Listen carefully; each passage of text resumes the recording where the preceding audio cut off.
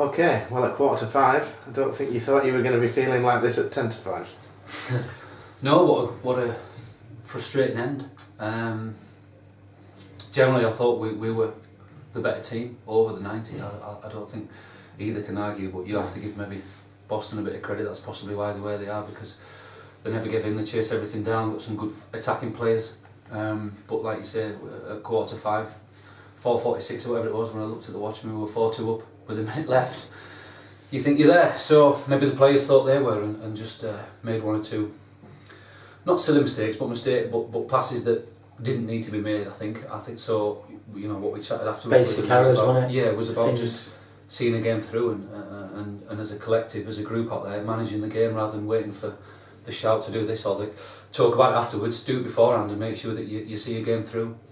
You've been giving some players who haven't played as much full games the last couple of games at Leamington as well. Gareth Anderson and Tom Corner getting starts after a long spell with Rushy and Marshy up front. Arnie obviously got 2 goals today. Yeah, right foot and left foot, both laid on by Tom. Good finishes. And 2 good finishes. That you know, I've seen Gareth for a while. He can be as frustrating as he can be excellent in front of goal. So that'll give him, you know, great confidence, and that shows a little bit more of what he's like as a finisher. But one, as I say, with the left foot first half, right foot second half, good finish, clean through. So. Yeah. Tom's, both the performances were very good. I think possibly we said to Gareth at half time he could have been a little bit better in possession first half with his back to goal, but you know, you can't have everything from players at this level, otherwise they wouldn't be playing here.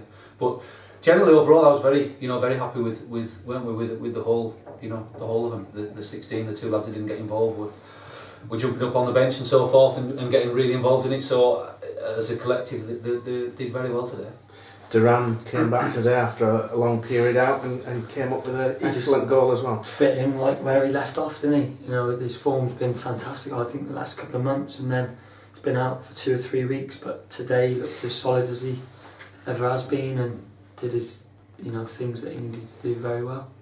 And that was a goal for one of your 3 central defenders, and Caps popped up with another stunning finish for a defender. Goal, wasn't it? Yeah, probably the pick of the 4, to be honest, wasn't it? You know, Diag to Burnsy from Joanne, wasn't it? And then little ball into Alex Ray, he's touched around the corner, Caps has carried on his run. It's difficult to mark at any level, but even so at this level, if you can get a hold of the ball and you can get some people making third man runs, when you've got someone like Alex Ray in possession of the ball, then he'll find you, and that's what Niall's good at, actually. From a defensive point of view, he likes to go and join in, and at times he can get his head down too much as a defender, but you know, today he kept his composure and it sat up nicely for him, didn't it? And he's just rifled it in. So yeah, great goal. I think that should have been game over, to be honest. And it was a good enough performance to warrant the 3 points. Yeah, that's what's frustrating, isn't it, for the players? It feels like they've been beat, to be honest. Always does as a player, doesn't it? If you concede last minute to they draw. gutted him now, weren't they?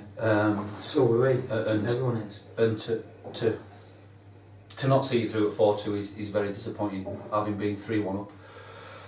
But we just said before, didn't we? At all levels, you find that happens sometimes. A team will be down and out, and then all of a sudden that goal, and then there's a little bit of blind panic sets in, and a decision from an official that maybe just got a few wrong in the lost it a little bit. Last 20 minutes, made some bad decisions, I felt.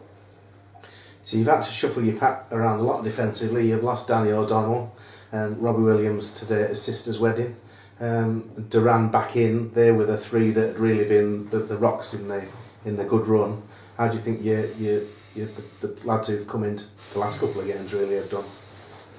Very well, I think. Yeah, I do. Obviously the statistics aren't the same with the goals that we've conceded, but again, I don't think, you know, we've looked dead vulnerable at the back, you know. So it's one of them. I still think we looked quite, daft as it seemed, quite solid at times. We controlled the game, but you know, goals change it, and especially the last 5 minutes, like the gaffer says, we dropped off, we gave some silly passes, and we've given, you know, a definite 3rd goal, and the 4th, like I say, is a bit of an injustice, I think. Worcester, we look quite solid. You know, they've had 2 attempts on goal all game. I think we've had a lot more. Leamington, we look solid without them 3 at the back together, and they've come up against a team that are at home, but we're happy with a point. I hardly conceded any chances to them. Today against one of the top teams, we probably should have seen it through at 4-2, and we'd have been absolutely delighted with that. You know. Yeah, it's ironic. The last couple of games we've been beaten and drawn, but not created that much and not conceded that much. Whereas today we've scored 4, and before we scored should have had 2 more from them. Yeah, should have been 2 up. And yet we've let 4 in. Yeah, it was beforehand. I did say on the radio that the way Boston play, sometimes games can be really open either way, and I think it was a pull your hair out time for both sets of staff. But to pay and come and watch that game, then you've definitely got value for money. Although you want your team to get 3 points, but I think going away, the fans will have been happy with the performance, not so much the last couple of minutes and possibly the referee, but generally value for money I think was given today. And you've tied down Liam Willis for a final loan to all but the last game of the season. Yeah, he did very well today. I thought he was very good last week at centre back at Leamington. Looked solid, did his job.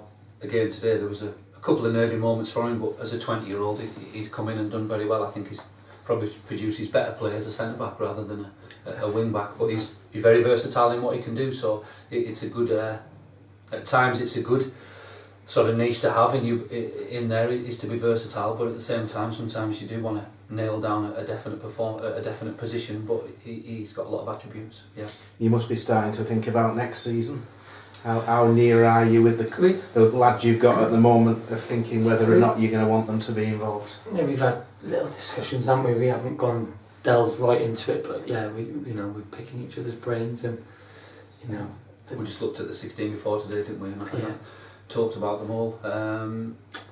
So we in the next couple of weeks we'll hopefully have, even if it's not signed on the dotted line, we'll hopefully have discussions and make sure that we know that 1 or 2, 3, 4, 5 maybe, if we can do it quickly, we'll have said yes to next season.